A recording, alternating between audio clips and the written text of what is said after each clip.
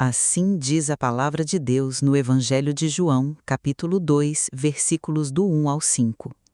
E ao terceiro dia fizeram-se umas bodas em Caná da Galileia, e estava ali a mãe de Jesus. E foi também convidado Jesus e os seus discípulos para as bodas. E faltando vinho, a mãe de Jesus lhe disse: Não tem vinho. Disse-lhe Jesus: Mulher, que tenho eu contigo?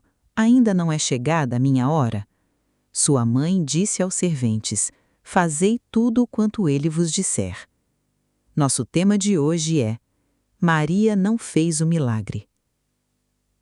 Esse é um episódio muito conhecido que as Escrituras nos apresentam: as bodas em Caná da Galileia. Era uma festa de casamento, um ambiente de alegria, celebração, e naquele contexto havia algo essencial: o vinho. Sem vinho, não havia festa. Em determinado momento, o vinho acaba. E é aqui que a história começa a revelar algo profundo. Quem percebe a falta? Maria. Quem ela procura? Jesus. Maria diz: Não tem vinho. A resposta de Jesus parece dura à primeira vista. Mulher, que tenho eu contigo? Ainda não é chegada a minha hora? Sua mãe disse aos serventes: Fazei tudo quanto ele vos disser. E aqui está o ponto central. Maria teve um papel importante? Sim. Ela percebeu a necessidade. Ela apontou para Jesus. Mas ela não fez o milagre.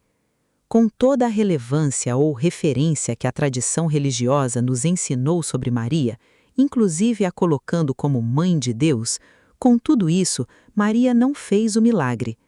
Quem transforma a água em vinho é Jesus.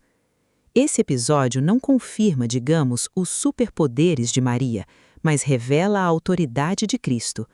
Maria, inclusive, direciona todos para ele, nunca para si. E isso nos leva a uma reflexão muito interessante e direta.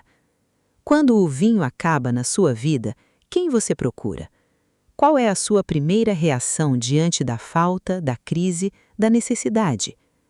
Muitas vezes, criamos Marias modernas, não pessoas necessariamente, mas substitutos de Jesus, ídolos, vícios, dependências, soluções humanas, atalhos emocionais, coisas às quais nos recorremos esperando um milagre.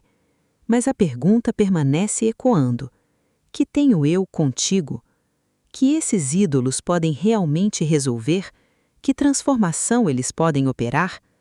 A única instrução que aparece nesse cenário é clara e poderosa: fazei tudo quanto ele vos disser. Essa é a chave do milagre. Não é sobre quem percebe o problema, é sobre quem tem poder para resolvê-lo. E mais, é sobre obediência. Porque quando há obediência à voz de Cristo, o milagre deixa de ser uma expectativa e passa a ser consequência. Maria não fez o milagre, ela apenas apontou o caminho. E o caminho continua sendo o mesmo: Jesus. Então ficam algumas perguntas. Você está fazendo tudo o que Jesus tem mandado você fazer? O vinho acabou naquela festa. E na sua vida? O primeiro amor ainda está vivo? A alegria permanece ou também já se foi? Se algo se perdeu, a direção continua a mesma: fazei tudo quanto ele vos disser. Porque quando há obediência a Jesus, aquilo que parecia fim se torna recomeço. Jesus ainda transforma a água em vinho, ainda restaura a alegria, ainda traz vida onde tudo parecia vazio. E há uma promessa implícita nesse milagre: o último vinho sempre será melhor que o primeiro. Mas nunca se esqueça, o milagre não está em quem percebe o problema, está em Jesus. E só Ele pode transformar completamente a sua vida. Você ouviu Narrativas Bíblicas do canal 365 com Deus. Compartilhe com alguém que está precisando de uma palavra nesse sentido. Deus ainda fala.